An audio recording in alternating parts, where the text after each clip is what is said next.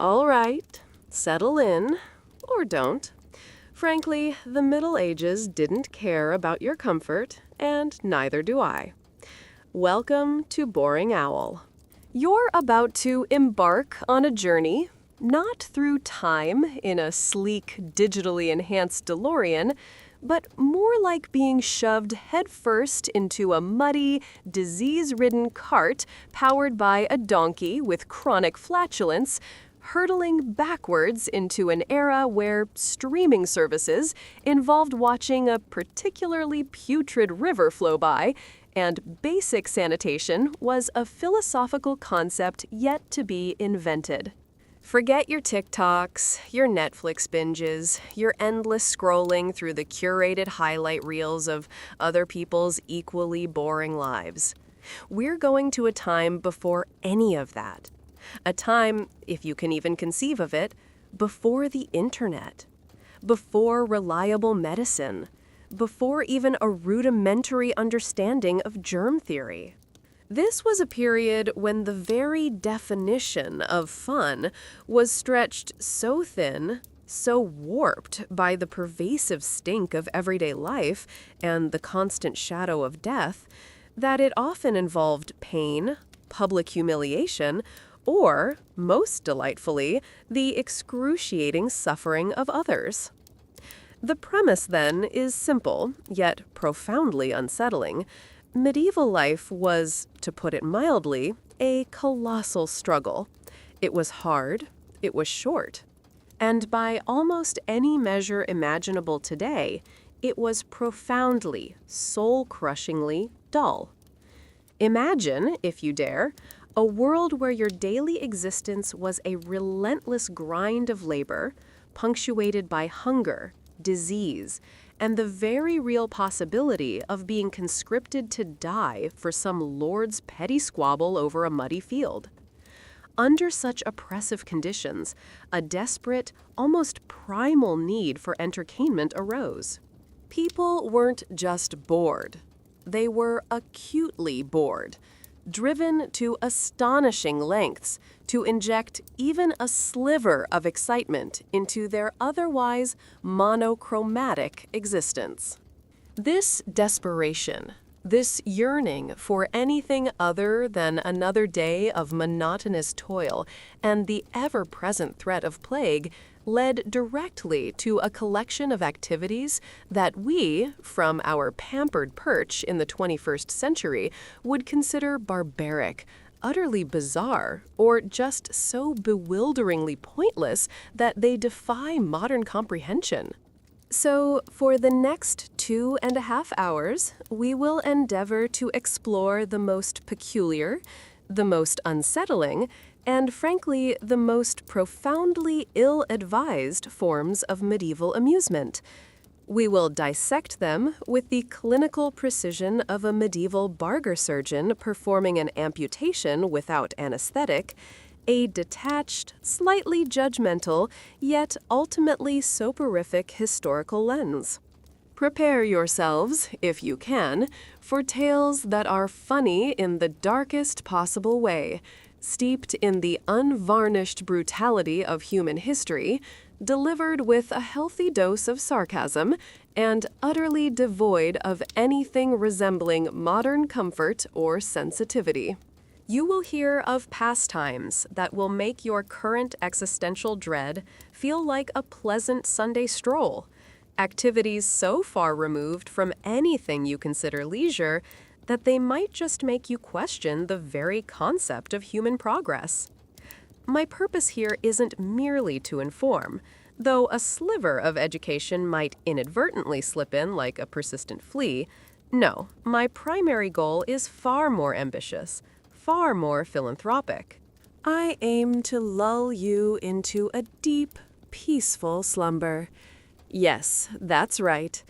As I meticulously detail the gruesome pastimes and the dubious joys of a bygone era, you should find yourself drifting into a state of profound relaxation, subtly implanting the knowledge, like a particularly unpleasant medieval parasite, that you are, in fact, immensely, immeasurably grateful not to live in the Middle Ages. This isn't just a history lesson, it's a therapeutic exercise in gratitude, disguised as a darkly comedic documentary. My voice, I hope, will become a comforting, monotonous drone, a historical lullaby designed to gently usher you into the arms of Morpheus, perhaps dreaming of open sewers and the comforting scratch of untreated scabies. So, with that rather unsettling introduction, I advise you to settle in, get comfortable. Perhaps light a historically inaccurate scented candle to mask the imagined stench of this journey. Prepare for a long, detailed exposition of pastimes that make reality TV look like a profound philosophical debate on the nature of existence. This isn't just about what medieval people did for fun. It's about what happens when fun is defined by desperation, a lack of options, and an appalling tolerance for public suffering. And remember, every now and then, I'll pause, just to make sure you're still breathing, or, at the very least, still vaguely conscious enough to appreciate the exquisite discomfort of your ancestors. Enjoy the trip, if enjoy is a word that can even apply to what we're about to uncover. Now, before we plunge headfirst into the fetid cesspool of medieval entertainment, we first need to establish some context. You see, the modern idea of leisure or recreation is, frankly, an unimaginable luxury from a medieval perspective. For most people, life wasn't a journey of self-discovery and Instagrammable moments. It was a relentless, soul-crushing struggle for sheer, unadulterated survival. Your waking hours were a meticulously choreographed dance with destitution. You spent your days tilling fields, hauling water, avoiding the plague, often unsuccessfully, praying for a good harvest, which rarely arrived, and constantly trying not to get conscripted into some lord's pointless, muddy war against another equally pointless lord. What, pray tell, did leisure even mean when your very existence teetered precariously on the brink of famine, disease, or the casual brutality of your feudal overlords? It meant, simply put, anything that wasn't outright working, starving, or dying. A rather low bar, wouldn't you agree? Consider for a moment the stark, almost comical, contrast between what you, a denizen of the enlightened 21st century, consider fun, and what your medieval counterpart found entertaining. Your fun emphasizes safety, personal comfort, and instant gratification. You want your theme parks to be sterile, your movies to be visually stunning, and your social interactions to be, at least superficially, pleasant. Medieval fun, on the other hand, often involved danger, a collective spectacle of suffering, and a lingering, almost palpable scent of despair, unwashed bodies, and poorly processed animal guts. Your idea of a wild Friday night might involve artisanal cocktails and a curated playlist. Theirs involved a communal trough of questionable ale, a dice game that would likely end in a brawl, and the very real possibility of waking up with a concussion and half your teeth missing. It wasn't about personal fulfillment. It was about communal distraction from the overwhelming awfulness of daily life. And let's not forget the exquisitely detailed social stratification of fun, or lack thereof.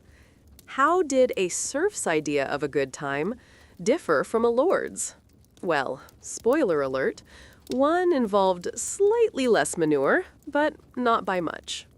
If you were a serf, your concept of leisure might involve an hour away from the fields, perhaps watching a public execution, more on that delightful subject shortly, or participating in a particularly brutal game of mob football. Your party food would likely be coarse bread, some cured meat if you were lucky, and a whole lot of weak ale. If you were a lord, however, your entertainment budget stretched to elaborate feasts, expensive hunting trips involving trained falcons, which, let's be honest, were just very fancy winged murder machines, and perhaps a carefully choreographed jousting tournament. The difference was largely one of scale and expense, not necessarily one of civility or taste. Both classes enjoyed a good spectacle of pain. It just depended on whose pain and how much it cost to arrange. The scarcity of options, my dear friends, was the true breeding ground for medieval weirdness. Imagine, truly imagine, a world without the internet. No endless rabbit holes of conspiracy theories, no cat videos, no passive-aggressive comment sections, no cinemas.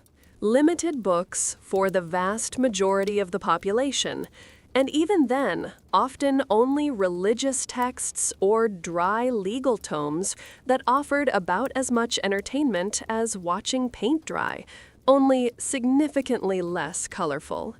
Boredom wasn't just a fleeting annoyance, it was a palpable, oppressive force, a suffocating blanket that pressed down on every waking moment. This profound, existential boredom drove people to astonishing lengths for amusement, to seek out any diversion, no matter how brutal, how crude, or how utterly bizarre it might seem to your delicate modern sensibilities. It was a pressure cooker of monotony, and what emerged was often, well, let's just say it wasn't a Michelin-starred soufflé.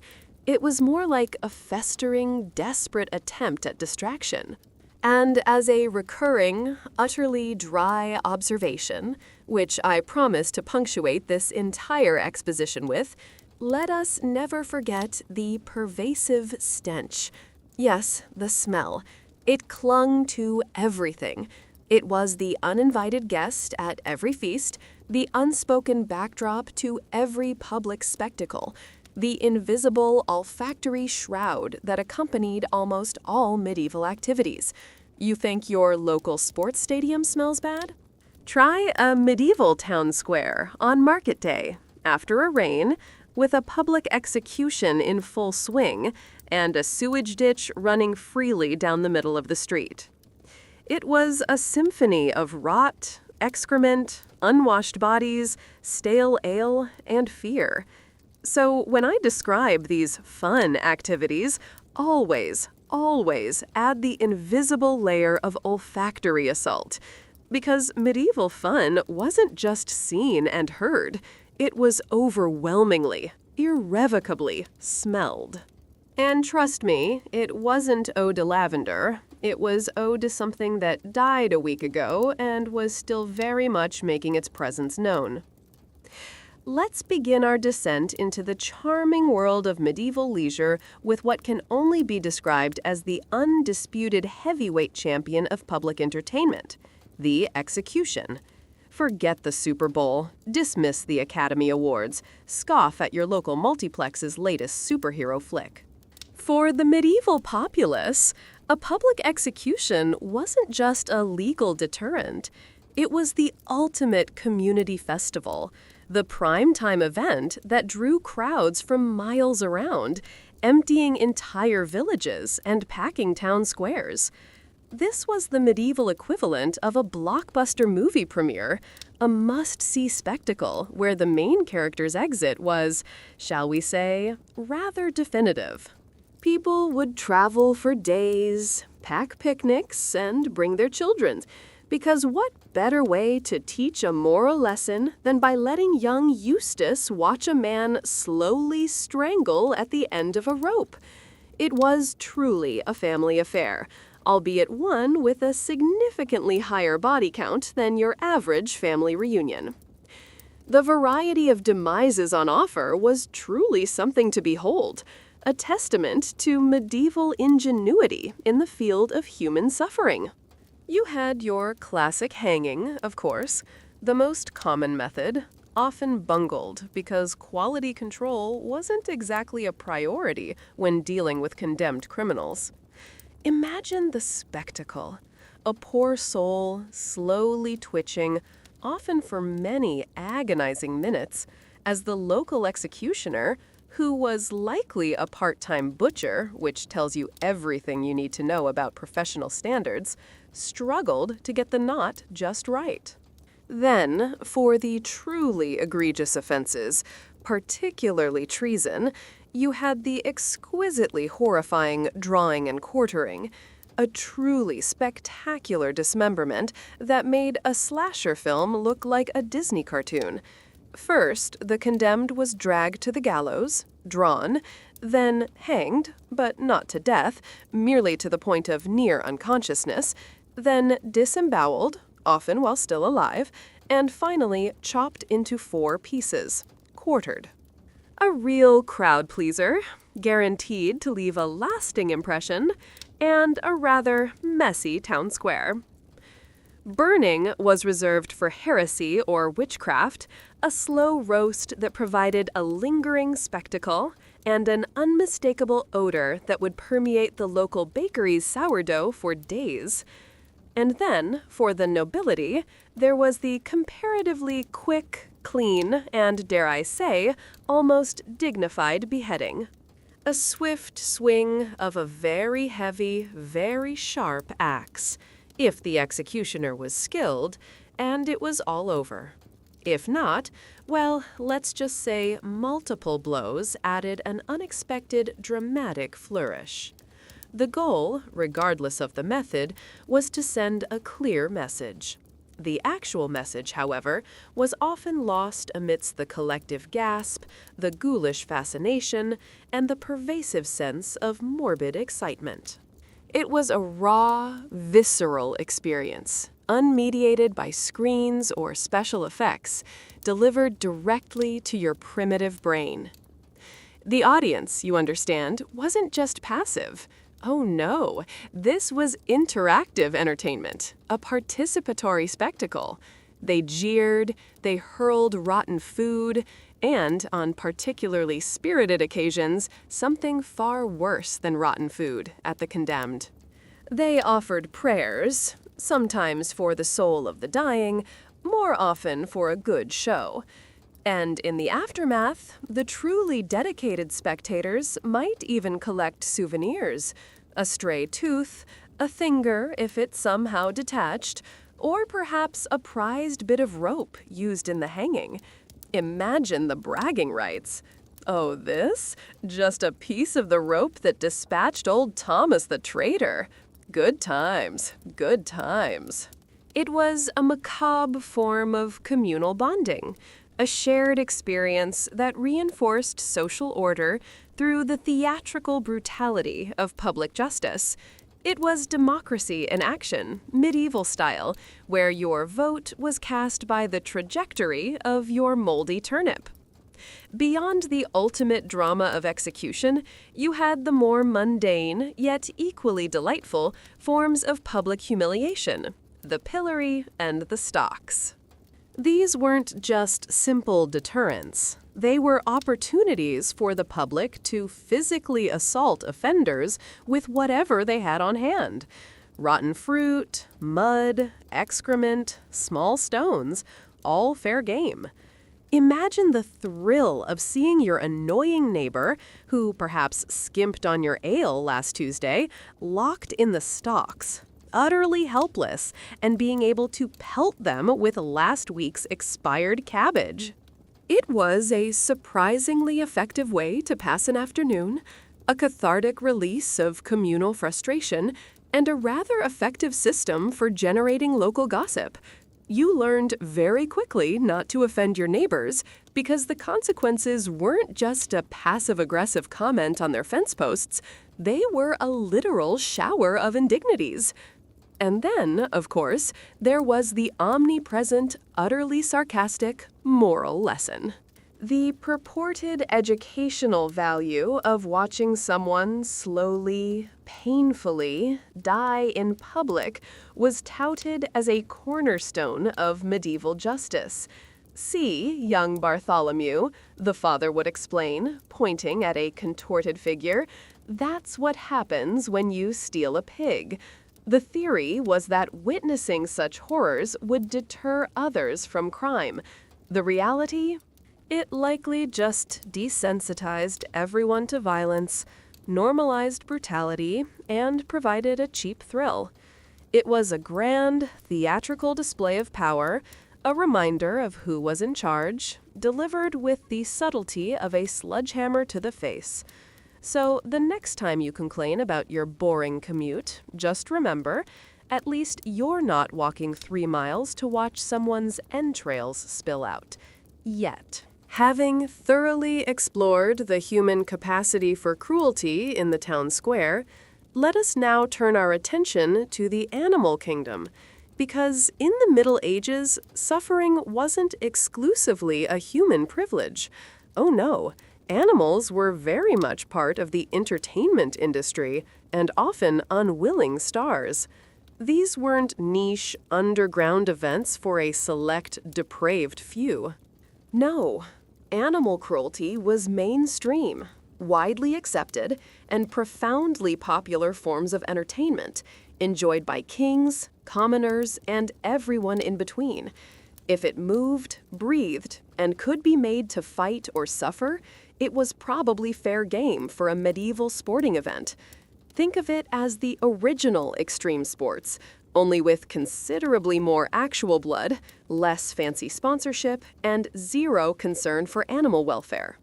Our first delightful example, bear baiting. Picture this, if you will, with all the sensory dread I can muster. You're in a designated arena, perhaps a pit, perhaps just a cleared field, surrounded by a roaring, betting crowd. In the center, chained securely to a stake, is a large, often bewildered, and profoundly unhappy bear. Its roar, a deep rumble of primal frustration, vibrates through your very bones, mixing with the cheers and jeers of the spectators. Then, a pack of highly aggressive, often specially bred dogs, mastiffs, bulldogs, various mutts with a penchant for violence, are unleashed. The sport involved the dogs trying to tear the bear apart, aiming for its nose or throat, while the bear, in turn, tried to swat the dogs into oblivion with paws that could crush a skull like an overripe grape. It was a true test of animal fortitude, a gory ballet of tooth and claw, often ending with multiple dead dogs and a severely injured, utterly exhausted bear, only to patched up, badly, and forced to repeat the performance another day. The smell, you ask? Oh, it was a pungent cocktail of fear, blood, dog breath, and bear sweat, mingling with the general human effluvium of the crowd. A real olfactory delight. Next up, the noble art of cockfighting. This wasn't just two chickens having a dust-up in the yard. Oh no, this was a meticulously organized, highly ritualized gladiatorial combat for poultry. Two roosters, often bred for their aggression and sharp talons, would be fitted with razor-sharp metal spurs, essentially tiny curved daggers attached to their legs. They were then set upon each other in a small pit, pecking, clawing, and slashing until one was dead or too severely injured to continue. Betting was rampant, with fortunes changing hands on the outcome of a feathered fury. The spectacle was fast, bloody, and surprisingly intense. The sound of flapping wings, the sharp clack of spurs, the crows of the birds, and the roar of the crowd, all culminating in a small, feathered corpse lying limp in the dirt. It was a quick, brutal fix for the medieval adrenaline junkie, and certainly more exciting than watching paint dry, unless that paint was mixed with fresh blood, which, let's be honest, wouldn't be out of place. And then we have bull running and bull baiting. Less famous, perhaps, than its Spanish successor, but equally brutal and just as popular. Imagine a large, powerful bull, often tied by a rope or held by a ring in its nose, then harassed by a mob of people and a pack of dogs. Sometimes the bull would simply be baited in a pit, much like the bears, dogs tearing at its flesh while the bull tried to impale them. Other times, it was a more chaotic affair, resembling a rough precursor to the modern running of the bulls, only with even less concern for human or animal safety. The goal wasn't necessarily to kill the bull, though that often happened, but to exhaust and torment it, providing a lengthy, thrilling spectacle of primal struggle. The screams of the dogs, the bellows of the bull, the excited shouts of the crowd.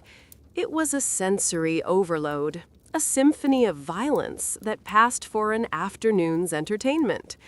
These were not mere skirmishes. They were prolonged, agonizing ordeals designed to push animals to their absolute breaking point for the collective amusement of humanity. Now, let's take a sarcastic look at the concept of the medieval pet. In the modern sense, the idea of a beloved furry companion sharing your bed and your emotional ups and downs simply didn't exist for the vast majority. Animals were mostly viewed through a highly utilitarian lens, as tools for labor, as a source of food, as a means of transport, or, as we've just charmingly illustrated, as objects of violent amusement. A dog might be kept for hunting or guarding, but it was rarely a pampered poodle. A cat, if tolerated, was for catching vermin, not for Instagram selfies. The bond, when it existed, was one of necessity, not sentimentality. So when you see depictions of medieval life, don't imagine a knight cuddling his noble steed. Imagine him viewing it as an expensive, indispensable piece of combat equipment. The concept of animal rights was as alien as personal hygiene or a universal healthcare system. So, the next time your pampered cat demands expensive wet food, just remember, in another life, Fluffy might have been a contestant in a medieval death match, and she probably would have won. If you thought medieval adult entertainment was a tad grim, brace yourselves for the charming realities of medieval childhood. Innocence was a concept as foreign to a medieval child as a smartphone or a balanced diet. Childhood was brief, often fatal, and profoundly, unapologetically brutal. Survival wasn't just a concern for adults. It was the first, most fundamental game a child learned to play, and the stakes were, quite literally, life and death. Many didn't make it past infancy, succumbing to diseases, accidents, or just the general harshness of the environment. For those who did, their play wasn't about nurturing creativity or fostering emotional intelligence. It was about developing practical skills, hardening the body, and learning the harsh realities of a world that didn't care for tender sensibilities. You didn't just play with blocks, you played with rocks. Indeed, the definition of games for children in the Middle Ages would make a modern playground supervisor immediately call Child Protective Services. Stone throwing, for instance, was a common activity, a casual pastime that doubled as practice for future combat, or, more practically, for fending off stray dogs and overly aggressive neighbors. This wasn't some gentle game of catch. It was often a chaotic free-for-all, sometimes leading to unintended, though rarely surprising, injury. Head wounds were probably considered a badge of honor, or at least a Monday morning inconvenience. Wrestling was another popular choice, an often brutal, no-rules affair that taught strength, aggression, and how to effectively incapacitate another human being. Forget polite grappling. This was about pinning, twisting, and generally pummeling your opponent into submission, often without a supervising adult in sight. And then there were early forms of football, which were less like a sport and more like an organized riot. Mob football, a true medieval classic. Imagine, if you can, an entire town, sometimes even two rival towns, engaging in a chaotic, violent melee. The ball was often a pig's bladder, inflated and perhaps stuffed with straw, but let's be honest, the ball was largely incidental to the main event. The rules were essentially don't die immediately and try to get the ball to a designated landmark, which might be miles away, using any means necessary. There were no teams in the modern sense, no referees, and certainly no concept of fair play. Boundaries were often non-existent, or, as mentioned, miles apart, encompassing fields, rivers, and entire villages. It was a massive, uncontrolled brawl, a visceral outpouring of communal aggression, where broken bones, concussions, and even fatalities were simply part of the game. It was less a sport, more a primordial battle ritual, a spectacular release of pent-up energy and frustration, concluding often with a collective visit to the local alehouse, or, for the less fortunate, the local barber surgeon. Archery practice, while a necessary skill for defense and hunting, was also a popular pastime from a remarkably young age. Children were often given bows and arrows as soon as they could pull a string, training for the inevitable day they might need to use these skills in earnest. Competitions were common, fostering a keen sense of rivalry and, predictably, leading to considerable injury. An arrow misfired could mean a lost eye, a punctured limb, or worse. But these were the acceptable risks of a society constantly on the brink of conflict. It instilled discipline, precision, and an early understanding of projectile physics, albeit without the fancy equations. It was practical education delivered through the medium of potentially lethal recreation. You learned to shoot straight, or you learned to accept the consequences. Perhaps most tellingly, toy weapons were not merely playthings. They were instruments of early military training, seamlessly integrated into children's play. Wooden swords, toy bows, mock spears, these weren't just for make-believe dragons. They were for honing skills that would one day be critical on a very real battlefield. Children learned to parry, thrust, and dodge from an age when modern children are still struggling with basic arithmetic. This wasn't just about fun. It was about preparing the next generation for the grim realities of medieval warfare. The consequences of this play, as you might imagine, were often quite real. A wooden sword might not kill, but a sharp blow to the head could still cause a concussion or a nasty gash. So next time your kid complains about their boring video games, just remind them that in another era, their play might have involved a genuine risk of losing a limb or a life. They're lucky they only have to worry about getting carpal tunnel from excessive gaming. Having seen how the common folk amused themselves with casual brutality and public suffering, let us now ascend to the more refined circles of nobility, where entertainment merely added a veneer of expensive pageantry to the underlying violence. Tournaments, particularly jousting and melees, were held up as the pinnacle of the chivalric ideal. Noble knights, demonstrating courage, skill, and honor. The reality, of course, was often a far cry from the flowery poems of courtly love. These events were, in essence, an excuse for violent competition, a remarkably efficient method of acquiring property by winning your opponent's horse and armor, and a rather extravagant way for lords to show off their wealth, their fighting prowess, and the sheer audacity of their heavily armored egos. It was the medieval equivalent of a high-stakes contact sport, but with vastly less protective gear and significantly higher mortality rates. Let's dissect the primary event, jousting. Picture it. You're nestled amongst the gathered dignitaries, perhaps a queen with her retinue, or simply a particularly wealthy merchant with a good vantage point. The air thick with anticipation, dust, and the scent of horse and nervous adrenaline. Two heavily armored men, essentially human tanks encased in steel, sit atop equally heavily armored horses.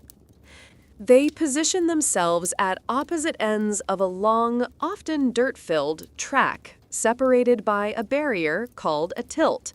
Then, with a roar from the crowd, they gallop towards each other at terrifying speeds, holding impossibly long, often solid wooden sticks known as lances. The purpose?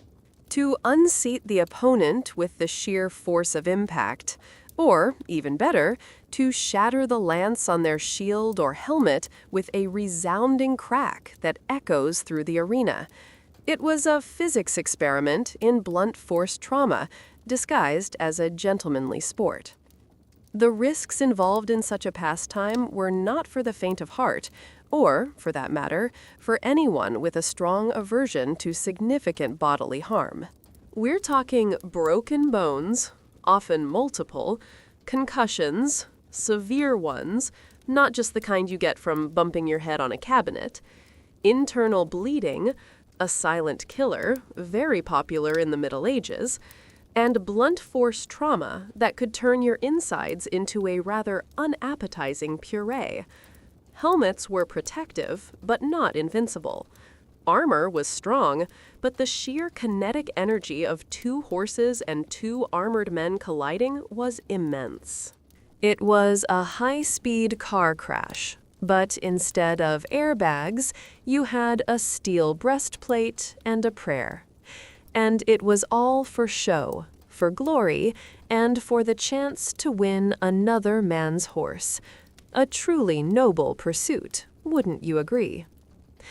Beyond the elegant, albeit deadly, ballet of the joust, there were the melees, sometimes referred to as tourney à plaisance, a rather ironic name considering the reality. These were massed battles, often with blunt, or on occasion not so blunt, weapons, involving dozens, sometimes hundreds of knights. Imagine a free-for-all, a chaotic, dangerous scrum of armored warriors, hacking, slashing, and bludgeoning each other, often without clear teams or objectives, beyond capturing or defeating as many opponents as possible. These melees could last for hours, spilling out of the designated lists and into the surrounding countryside, a whirlwind of steel, sweat, and screaming. It was a full-contact, no-holds-barred gladiatorial combat, a brutal testing ground for military tactics and individual prowess, with the added bonus of substantial financial reward for the victors. The prize for these acts of sanctioned violence was often quite substantial and utterly practical. A victorious knight might claim his opponent's horse, a creature of immense value in a world dependent on them for transport and warfare. He might seize their expensive, custom-made armor. Or, if the defeated knight was deemed valuable enough, the victor could hold them for ransom, effectively turning a sporting event into a lucrative business venture. Money, as ever, was a huge motivator. Glory was nice, but a new charger and a fat purse were far more tangible rewards. So these tournaments weren't just about proving masculinity or skill. They were elaborate, high-stakes entrepreneurial endeavors disguised in the trappings of chivalric romance. And how did the commoners view these grand spectacles? From a relatively safe distance, mostly. They flocked to the tournaments, drawn by the sheer drama, the thunder of hooves, the clang of steel, and the chance to glimpse the aristocratic glitterati. They hoped for a good show, perhaps a spectacular fall, or a particularly gruesome injury, which, let's be honest, would be the talk of the village for weeks. They also hoped for a spilled coin or two, or perhaps a piece of broken lance as a souvenir. It was their equivalent of watching a wrestling match, knowing it was staged, but enjoying the performance nonetheless, and hoping for a genuinely exciting mishap. The smell of horses, leather, and fresh human terror mingled with the usual medieval urban funk. It was a grand day out, assuming you weren't the one being violently unseated from your horse. Having spent sufficient time on public dismemberment and noble maiming, let us now turn to a more palatable, though still profoundly unsettling form of medieval fun, the feast. For the truly wealthy, the upper echelons of medieval society, a grand feast was not merely a meal. It was an elaborate theatrical production, an ostentatious display of gluttony, excess, and an astonishing array of questionable culinary practices.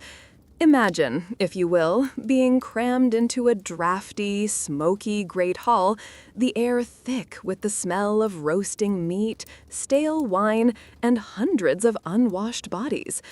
You'd be presented with lukewarm, heavily spiced meat, often of dubious provenance, perhaps a whole roasted boar with an apple in its mouth, or swans and peacocks redressed in their feathers after cooking, because aesthetics trumped hygiene.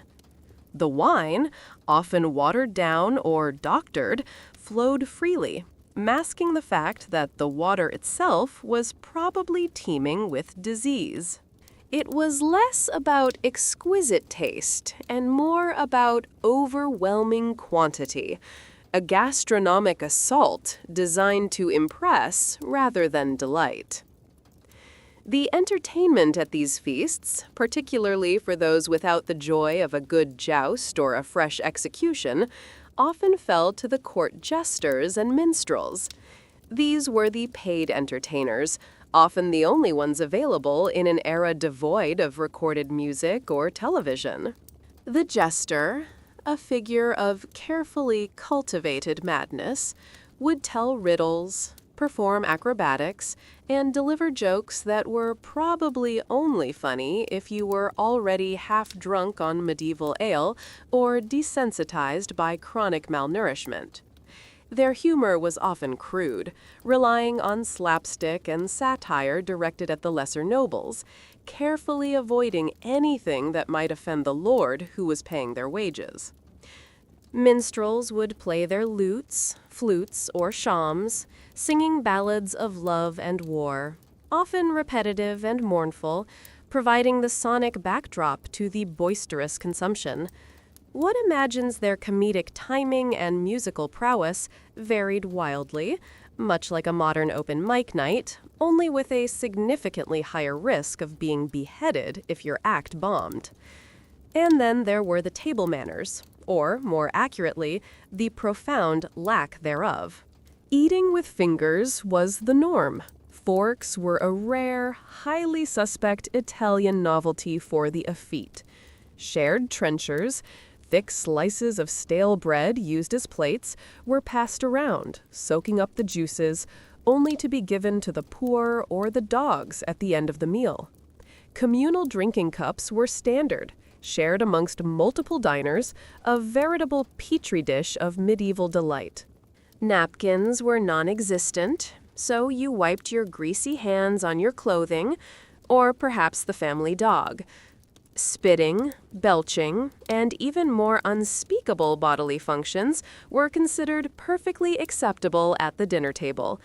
It was an exercise in primal consumption, a testament to the fact that basic hygiene and polite society were still centuries away from their primetime debut. Every meal was an immersive, full sensory experience, and not always in a good way. The drinking culture was, shall we say, robust. Ale, mead, and wine were consumed in vast quantities, from morning till night, by almost everyone, from infants to the elderly. Why? Because it was often safer than water. The fermentation process killed many of the nasty bugs that lurked in unfiltered water supplies. So drinking wasn't merely a luxury. It was a pragmatic necessity, a form of public health policy wrapped in a boozy blanket. And it was also, quite obviously, the solution to boredom, bad taste in food, and the general misery of medieval life. People drank to forget, to celebrate, to numb the perpetual ache of existence. The medieval hangover, I can only imagine, was a truly monumental affliction, yet it was embraced with the same stoicism as a plague outbreak or a particularly bad harvest. And finally, the aftermath of these glorious feasts. Imagine, if you dare, the state of the Great Hall once the revelry had subsided. Vomiting was a common occurrence, often dealt with by simply pushing the unfortunate contents into the rushes that covered the floor. Public urination, and worse, was simply part of the landscape. General debauchery reigned supreme, leading to brawls, illicit couplings, and various forms of drunken idiocy. And through it all, the lingering, inescapable smell of everything. Stale food, spilled drink, human efflua, animal waste, and the persistent dampness of a poorly ventilated stone building. It was a true medieval VIP experience, a sensory assault that would make your most regretted college party seem like a pristine, sterile environment. So, the next time you bemoan having to clean up after a small dinner party, just picture an entire castle hall after a royal feast. You're welcome. In a world utterly devoid of mass media, without television, without newspapers, without the ubiquitous glow of a smartphone screen, people were the news, and people were the entertainment.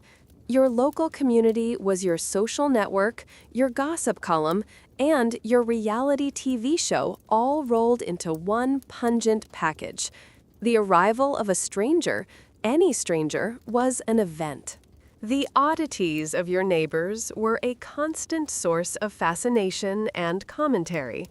This profound lack of external stimulation meant that human curiosities, whether intentional or accidental, became a vital part of the medieval entertainment landscape. You didn't scroll, you stared. Enter, if you will, the town fool, or, more bluntly, the village idiot. This individual was often genuinely mentally disabled, or simply profoundly eccentric, a figure of both pity and cruel amusement for the villagers. Their unpredictable behavior, their unusual mannerisms, their often incomprehensible utterances, all became fodder for casual entertainment. They were a living, breathing Punch and Judy show, albeit one with real human suffering at its core. Children would tease them, adults would mock them, and their very existence was a stark reminder of the fragile line between sanity and madness in a world ill-equipped to understand or treat mental illness. It was a dark, uncomfortable form of entertainment, a collective indulgence in schadenfreude, a testament to humanity's enduring fascination with the other, especially when that other posed no real threat but offered endless, cheap diversion. Beyond the resident oddities, the arrival of traveling performers was an event of seismic proportions.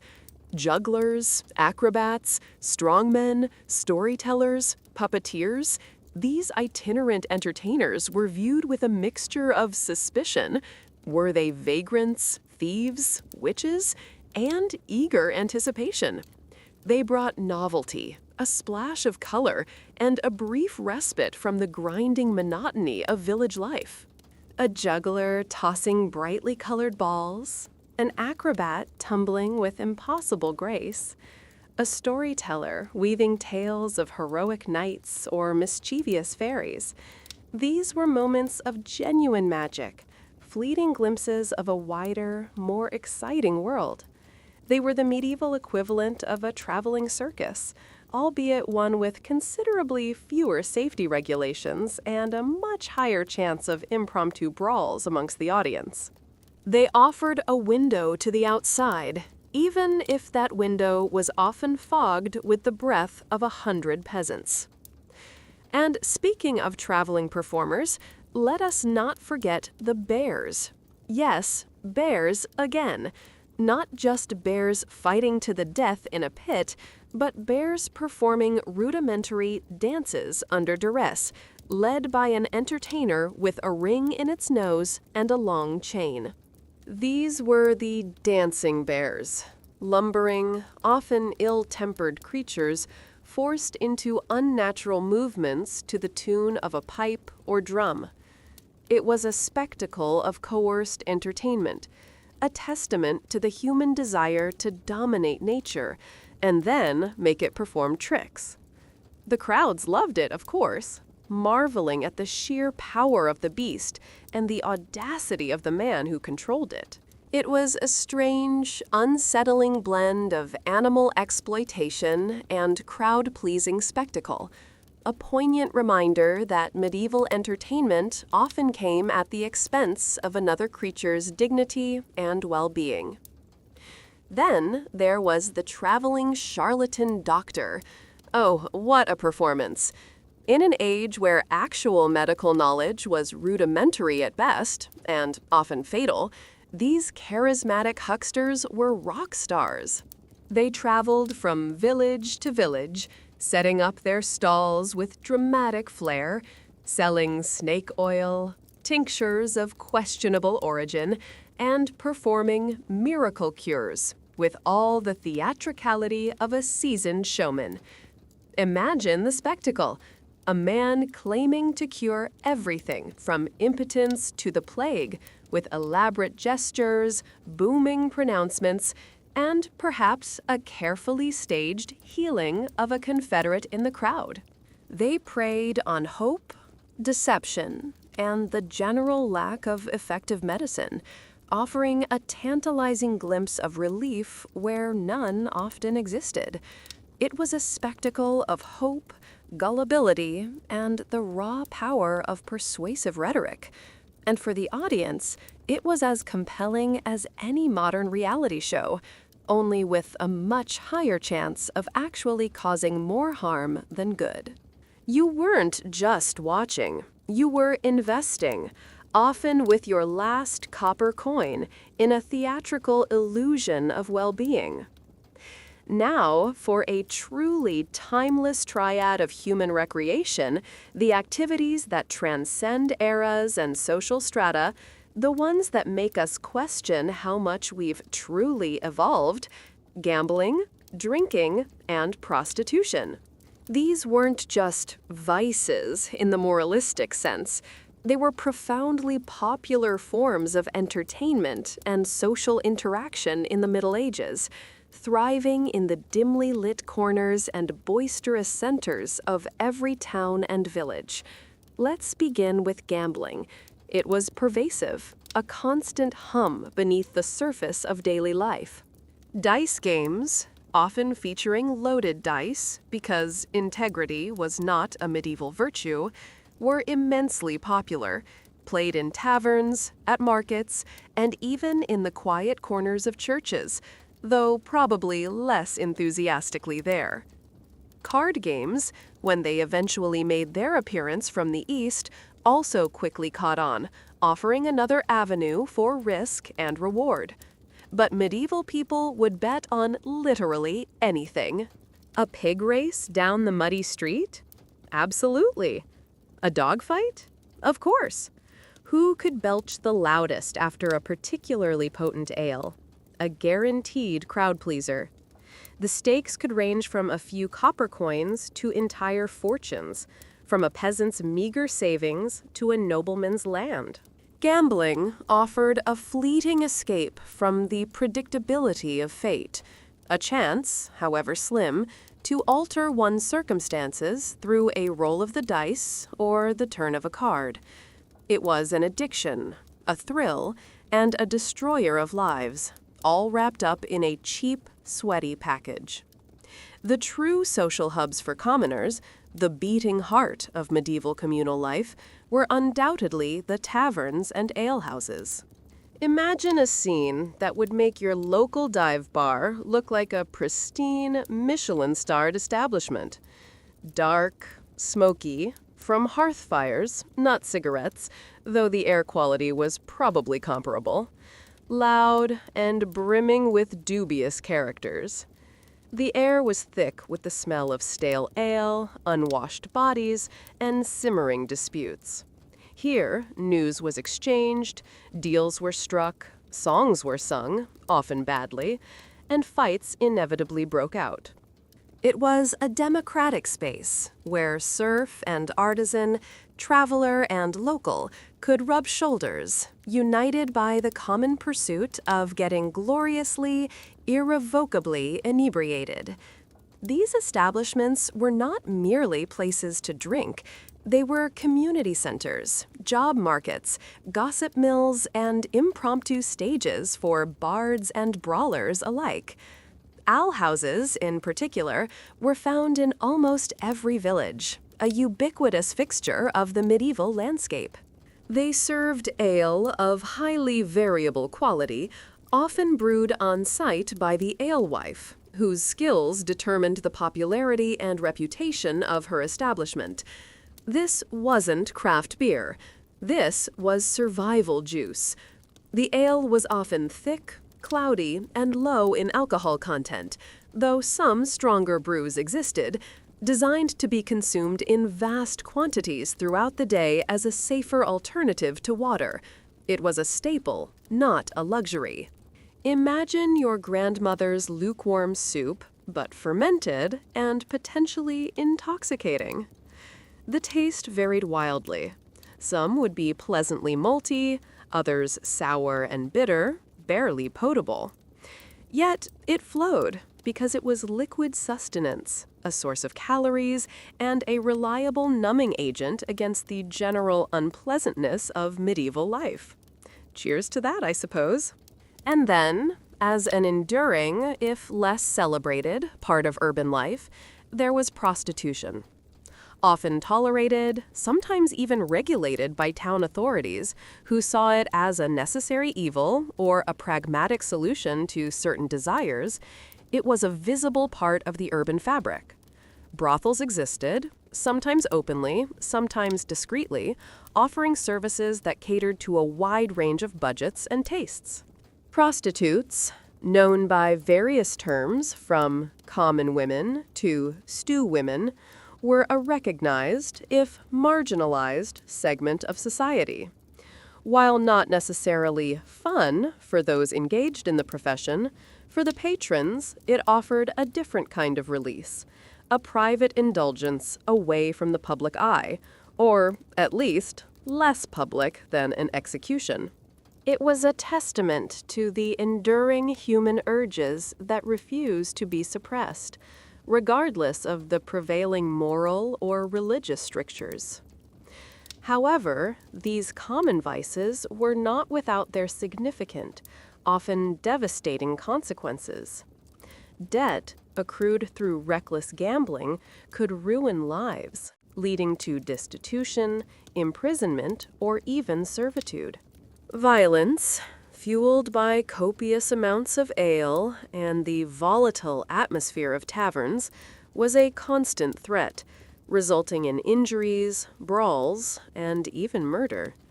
Crime, from petty theft to more serious offenses, often clustered around these hubs of indulgence, as desperate individuals sought to fund their habits or take advantage of the vulnerable. These were the ever-present, dark underbelly of medieval fun, a stark reminder that even the simplest forms of entertainment could unravel the delicate threads of an already precarious existence. So, the next time you lose a few bucks at the casino, just be grateful you're not also worried about getting shanked in a back alley by a heavily intoxicated serf. All right, let's shift gears slightly. From the undeniably carnal pleasures to something a little more spiritually motivated. Pilgrimages. Now, these weren't exactly fun in the sense of a roller coaster or a comedy show. In fact, they were arduous, dangerous, and profoundly uncomfortable. But in a world where your daily routine was as predictable and unyielding as the tides, a pilgrimage represented a monumental break from the mundane, a physical and spiritual journey that offered adventure, novelty, and a chance for salvation. Think of it as a medieval package holiday, but instead of all-inclusive buffets and poolside cocktails, you got questionable lodging, bad food, potential bandits, and the nagging existential fear of eternal damnation. What fun! The religious significance, of course, was paramount. People embarked on pilgrimages for a multitude of reasons. To visit holy relics, we'll get to that bizarre industry in a moment, to seek miraculous cures for ailments that medieval medicine was powerless against, to atone for sins, both real and imagined, or simply to fulfill a vow made in a moment of desperate prayer. It was an act of profound faith, a demonstration of piety, a literal journey towards spiritual betterment. Imagine the immense pressure of feeling the weight of your eternal soul resting on your ability to walk for weeks or months, enduring hardship, all for a glimpse of a saint's bone fragment or a shard of the true cross. It was a tangible expression of devotion, a physical manifestation of a profound, often terrifying belief system. The journey itself was no picnic. It was dangerous, arduous, and uncomfortable. Roads were often little more than muddy tracks, infested with bandits, wild animals, and the general unpleasantness of nature. Lodging was primitive, often shared with strangers and their fleas, offering little in the way of warmth or privacy. Food was sparse and of variable quality. Yet, despite these considerable obstacles, the journey was also an opportunity. It was a chance for social interaction, for meeting people from different regions, for swapping stories and gossip. It was a rare opportunity to see the world beyond one's village, to witness new landscapes, new towns, new ways of life.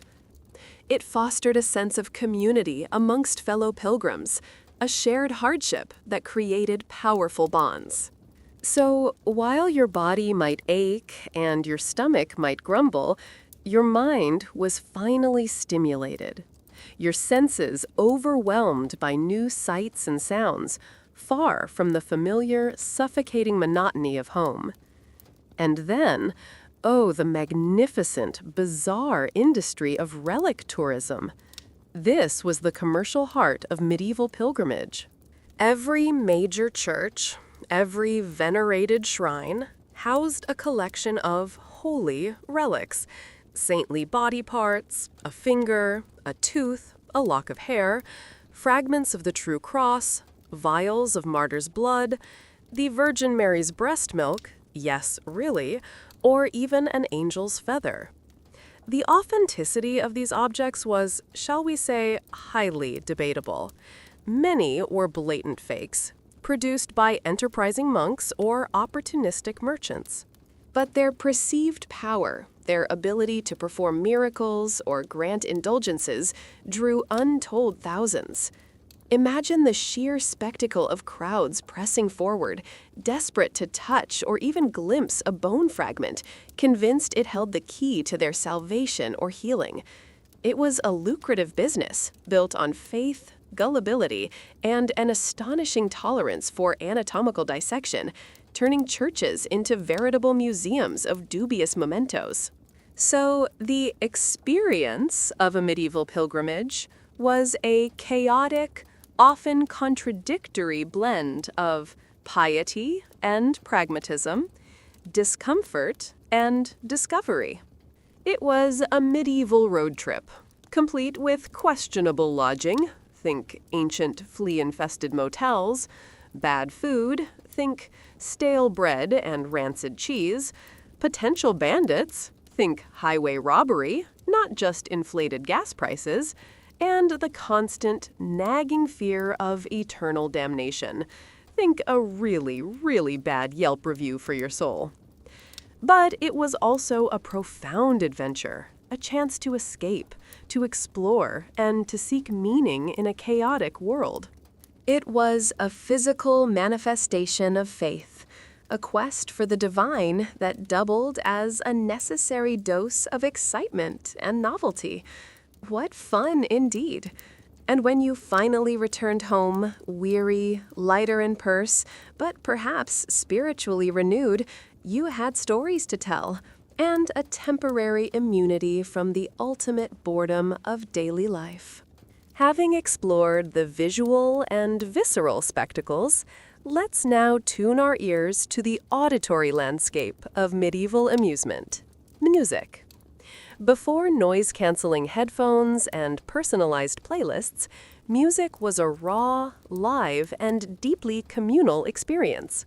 It was the soundtrack to daily life, from the sacred to the profane, a constant, often improvised presence. If you wanted music, you had to make it yourself or find someone who could. And the instruments. Oh, the instruments. Lutes, the medieval guitar, often delicate and sweet-sounding. Flutes, simple, earthy, sometimes piercing. Drums, the heartbeat of any celebration or march. Shawms, a loud oboe-like instrument that could cut through any crowd chatter. And of course, the bagpipes, a Scottish stereotype, but actually found across Europe, known for their distinctive, often polarizing wail. They were often loud, sometimes discordant, always live, and their quality varied wildly depending on the performer's skill and sobriety. Then there was the sound of religious devotion, the solemn, often droning Gregorian chants. These were the quintessential sounds of the church, sung in Latin by monks and priests, echoing through cold stone cathedrals. Repetitive, melodic, and profoundly meditative, they were designed to inspire contemplation and devotion. For many, this was the primary exposure to organized, structured music. Imagine sitting in a freezing church, the faint scent of incense in the air, listening to these chants for hours. It was an immersive, spiritual experience, certainly, but for the modern ear, perhaps a little monotonous. An excellent sonic landscape for sleep, in fact, if you enjoy medieval piety and a relentless undulating drone. It was music as prayer, as spiritual transportation, rather than entertainment in the modern sense, but it filled a void nonetheless. But beyond the hallowed halls of the church, secular music thrived. Ballads told tales of love, loss, heroism, and betrayal, often passed down orally through generations. Folk songs accompanied labor in the fields or celebrated seasonal festivals. And then there were the drinking songs, often crude, simple, and incredibly repetitive, designed to be sung lustily in taverns, sloshing ale as you went. This was the medieval pop music of its day. Catchy tunes with lyrics that often bordered on the body, designed for communal singing and a good laugh. Imagine a medieval karaoke night, only with fewer microphones and considerably more unwashed armpits. It was music that celebrated the common experience, the triumphs and tribulations of ordinary life, delivered with an unpretentious, raw energy.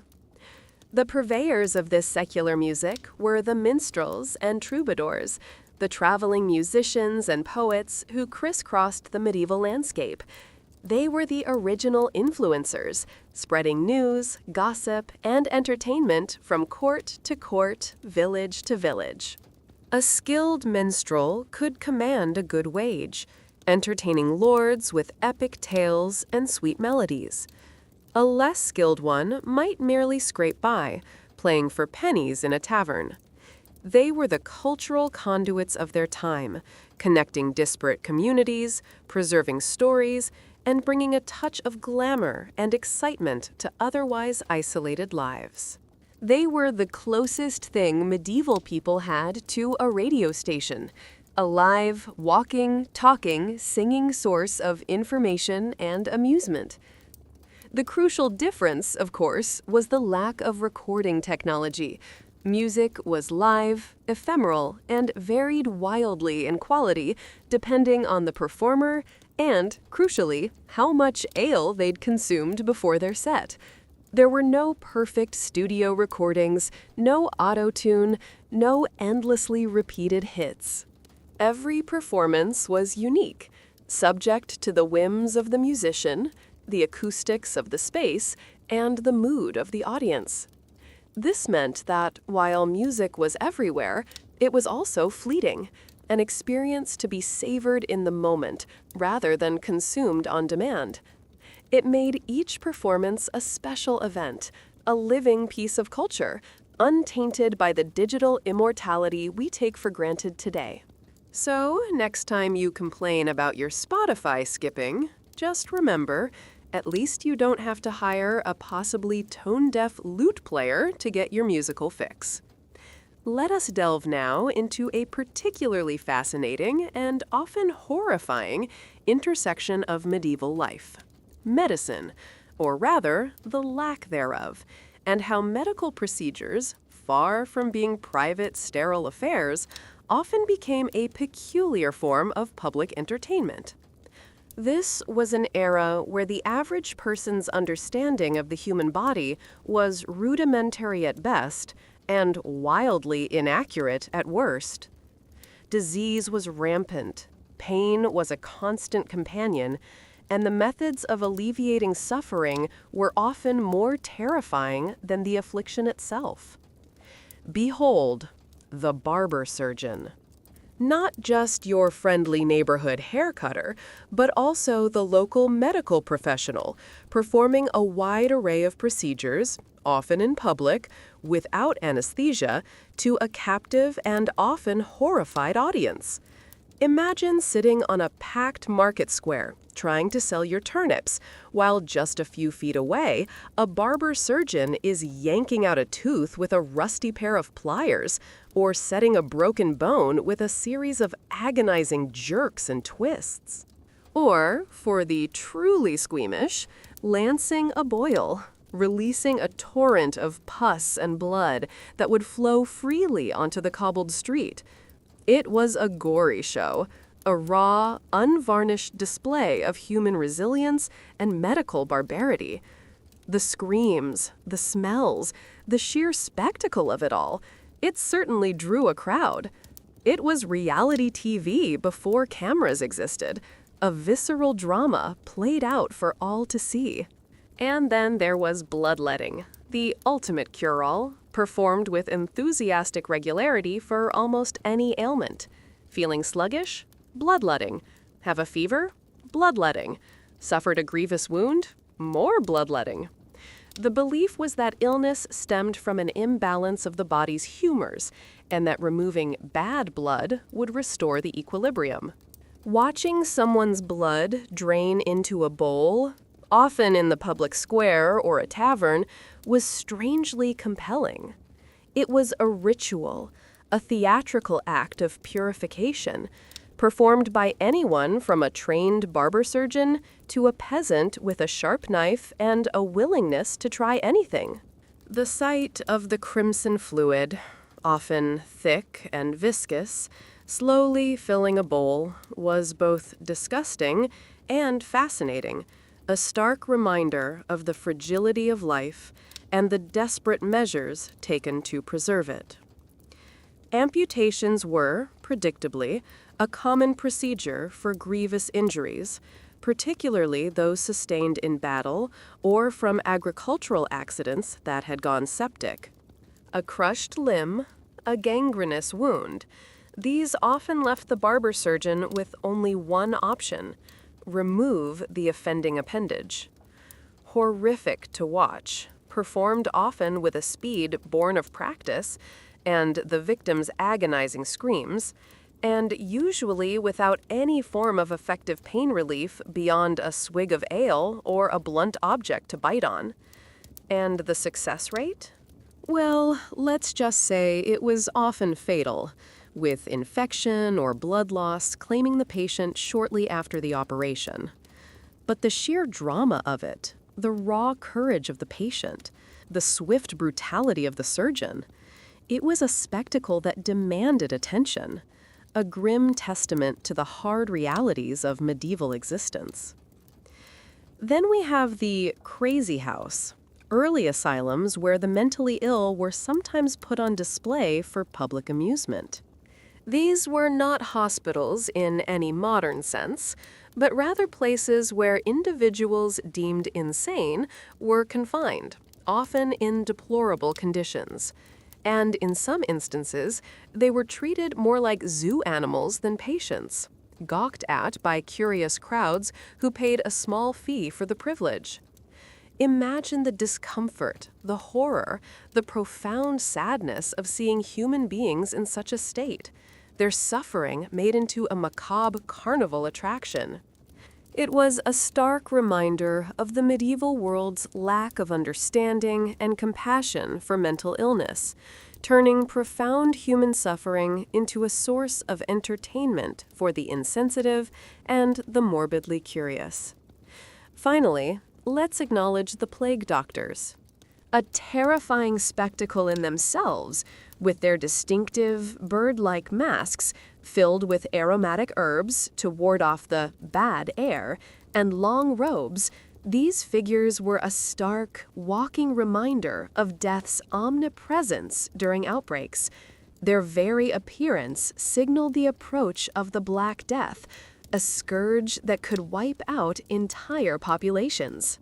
While not exactly entertainment, their dramatic, eerie presence, moving through silent, deserted streets, embodied a kind of perverse, existential fascination. They were figures of terror and morbid curiosity, living symbols of a time when the line between life and death was exquisitely thin, and the greatest drama unfolding was the relentless march of a pandemic. So, the next time you complain about your dentist, just be grateful you're not getting a tooth pulled by a barber surgeon in the town square with a crowd cheering on your agony. Now, shifting from the physical agony of medical procedures, let us explore another peculiar form of medieval entertainment: litigation. Yes, going to court. In an era without privacy, where most aspects of life were communal, legal proceedings were no exception. They were often public events, a captivating form of local theater where everyone knew the players and the stakes could be profoundly life-altering. Forget the dull, dry courtrooms of today. Medieval justice was raw, dramatic, and often profoundly unfair, making it all the more compelling for the assembled spectators. It was the original reality TV courtroom drama, only without the benefit of editing or a sensible judge. The most dramatic and perhaps most terrifying form of judicial spectacle was the trial by ordeal. This wasn't about evidence or cross-examination. This was about appealing directly to God, who, it was believed, would reveal the truth through divine intervention. Imagine the options. Trial by fire, where the accused might walk over hot coals or hold a red-hot iron, their guilt or innocence determined by how quickly their burns healed, or, more likely, festered. Or trial by water, where the accused, often women accused of witchcraft, were thrown into a river. Their fate decided by whether they floated, guilty as the water rejected them, or sank, though often dead. Then there was trial by combat, settling disputes with a duel, often to the death, where God was the ultimate and frequently capricious judge. It was essentially a game show where divine favor was the grand prize and brutal injury or death the consolation. For the audience, it was a thrilling, suspenseful spectacle, a direct line to divine judgment, where every gasp and every wound was a sign from above. Witness accounts were another source of compelling drama. People would come before the local lord or magistrate, telling dramatic, often embellished stories of petty crimes, land disputes, and marital strife. Imagine the sheer theatricality of it all. A scorned neighbor recounting tales of a stolen pig with exaggerated gestures, a husband and wife airing their most intimate grievances in front of the entire village, a farmer passionately arguing over a few inches of disputed pasture. These weren't just legal testimonies, they were captivating narratives, often filled with melodrama, accusations, and passionate appeals.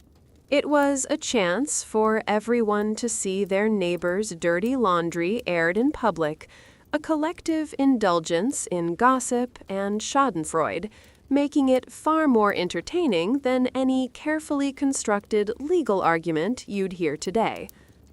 Local disputes provided endless drama for the community. Property lines shifting due to a wayward stream, a pig mysteriously vanishing, an insulting remark uttered in the alehouse, these were the fodder for village court. Every minor transgression, every perceived slight, could be brought before the local lord or magistrate, turning the local court into a stage for the everyday grievances and petty squabbles of rural life. The stakes were rarely monumental, but the personal dramas were intense, providing a captivating diversion from the mundane. It was a form of communal problem-solving, yes, but also a vital source of local gossip and entertainment, where the intricacies of your neighbor's life were laid bare for all to consume. And finally, for a truly specialized form of public shaming as entertainment, we have the village scold. Women, often deemed too loud, too gossipy, or too argumentative, were subjected to public humiliation. They might be forced to wear a scold's bridle, an iron muzzle that prevented them from speaking, or sit in a ducking stool, repeatedly plunged into a pond or river. It was a moralizing form of entertainment, designed to enforce social norms through public ridicule and physical discomfort. The crowd would gather, jeering and taunting, reveling in the spectacle of a woman being publicly chastised for daring to step outside the bounds of acceptable female behavior. It was a crude, brutal, and undeniably popular form of social control, disguised as a cautionary tale. So the next time you complain about online trolls, just be grateful your shaming isn't involving a ducking stool and a very cold pond. Having explored the more tangible forms of medieval amusement, let us now plunge into the murky depths of the medieval mind, where the lines between belief, reality, and entertainment blurred into a potent cocktail of superstition, sorcery, and the supernatural. In a world largely unexplained by science, fear itself became a strange, pervasive form of engagement, a constant, underlying hum that fueled imaginations and inspired countless stories.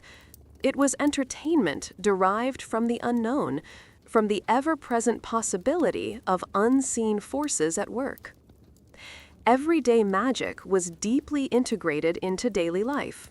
Charms were worn to ward off evil, amulets were consulted for luck, folk remedies, often involving bizarre ingredients and obscure rituals, were employed for healing, and countless rituals governed everything from planting crops to childbirth. This wasn't just superstition, it was an attempt to control an unpredictable world, to find order in chaos, to imbue mundane objects with spiritual power.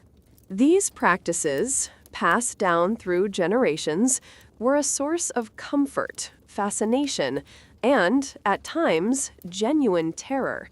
It was a world where magic wasn't relegated to fantasy novels. It was an active, influential force, something to be respected, feared, and occasionally exploited. It was a constant source of wonder and apprehension, a low-level hum of what if that kept life interesting in a terrifying kind of way. Then, of course, came the truly dark side, witch hunts. A truly grim form of public entertainment, with accusations, often fueled by petty grievances or mass hysteria, often torturous trials designed to extract confessions, not truth, and public executions of those deemed to be in league with the devil. Imagine the drama, the suspense, the raw emotion of a witch trial unfolding in front of an eager, terrified crowd. The accusations, the often fabricated evidence, the desperate pleas of the accused, the eventual pronouncement of guilt, and the horrific spectacle of a burning at the stake. It was a perverse form of justice, fueled by fear and superstition, providing a gruesome form of communal catharsis. It was a real-life horror show, a chilling reminder of humanity's capacity for irrational fear and collective cruelty, all wrapped up in the guise of religious righteousness. Ghosts and ghouls were not just campfire stories. They were very real presences in the medieval imagination. Tales of restless spirits, malevolent creatures, and demonic entities haunted the night, blurring the line between entertainment and genuine terror. These stories, told around the flickering fire on long, dark nights, were a source of both thrilling fright and genuine spiritual dread. They offered an explanation for unexplained phenomena, a warning against transgressions, and a captivating narrative for minds starved of external stimulation. Imagine hearing tales of specters haunting the local ruins, or malevolent sprites stealing milk, and then having to walk home through the pitch-black, unlit paths. The thrill was real, the fear palpable, and the entertainment value undeniable. And the devil himself, a very real and present danger in the medieval mind, not a metaphorical construct. The devil was a constant threat, lurking in shadows, tempting the pious, and orchestrating sin. He was a frequent character in morality plays and sermons, depicted with horns, hooves, and a malicious grin, offering both profound fear and a strange, perverse fascination. He was the ultimate villain, the antagonist in the grand cosmic drama, and his presence made everyday life a constant battle between good and evil. The fear he inspired was a form of engagement, a constant internal drama that permeated every thought and action, making every decision a matter of eternal consequence. Finally, prophecies and omens. Medieval life was a constant riddle, a relentless search for meaning in an often meaningless world. Interpreting everything from bird flight patterns to bad harvests as signs from God or the devil was a common pastime. A comet in the sky? An omen of disaster. A strange birth? A sign of the apocalypse? These interpretations offered a framework for understanding, a dramatic narrative that connected everyday events to grand cosmic forces. It made life a constant, suspenseful mystery, a never-ending game of divine clues and ominous warnings. So, the next time you check your horoscope, just remember that for medieval people, their entire existence was one giant, terrifying astrological prediction. Fun. Well, if you've managed to stay awake through this comprehensive, painstakingly detailed, and frankly rather monotonous journey through the annals of medieval amusement, congratulations. Your endurance is commendable, perhaps even historically significant. We've traversed a landscape where fun meant watching someone die, where animals were tortured for sport, where children played with the grim seriousness of future soldiers, and where the nobility engaged in spectacles of maiming. We've explored feasts that were more about gluttony and filth than gourmet delight, witnessed human curiosities exploited for a laugh, and delved into the timeless allure of gambling, drinking, and, of course, prostitution. We've even taken a spiritual detour into the perilous world of pilgrimages and been subjected to the grisly public medical marvels of barber surgeons. Finally, we endured the courtroom dramas and the pervasive, terrifying entertainment of superstition and the supernatural. It's been a truly bizarre, brutal, and often profoundly unfun catalog of what passed for entertainment in the Middle Ages. So, how far truly have we come? Are our modern entertainments, with their meticulously crafted illusions and digital distractions, truly so different in their core appeal to our baser instincts? When you binge-watch a reality TV show filled with manufactured drama, public humiliation, and interpersonal conflict, are you not, in a strange, sanitized way, indulging in a distant echo of the medieval town square, minus the actual blood and the inescapable stench? When you scroll through social media, reveling in the misfortunes of others, or engaging in a bit of online gladiatorial combat in a comment section, aren't you merely replicating the collective, slightly voyeuristic thrill of witnessing a medieval public punishment? Perhaps we've just become more sophisticated, less smelly, and considerably less bloody in our pursuit of distraction. But the underlying human yearning for spectacle, for drama, for the vicarious thrill of another's suffering or triumph remains stubbornly, perhaps depressingly, constant. And now for a parting shot of unadulterated sarcasm. Let's be brutally honest with ourselves. You, my dear, delicate modern listener, probably wouldn't survive a week in the Middle Ages. Not a single week. You'd succumb to sheer, unadulterated boredom first, desperate for a Wi-Fi signal that simply doesn't exist. Or perhaps you'd wander too close to a particularly gruesome game and find yourself an unwitting participant. More likely, you'd be felled by the truly appalling lack of dental hygiene or a simple head cold that mutated into a fatal pneumonia. Your immune system, coddled by millennia of advancements, would stage a full-scale rebellion against the medieval microbial onslaught. So, as you drift off, or at least contemplate doing so, remember that every discomfort you've imagined during this journey is merely a whisper compared to the deafening reality. Now, it is time for you to drift off.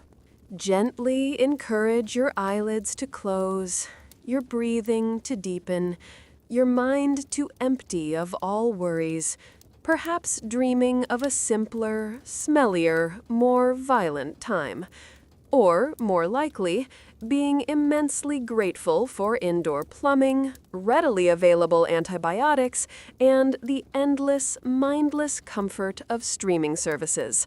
Let the droning echoes of medieval misery lull you into a peaceful, historically informed slumber.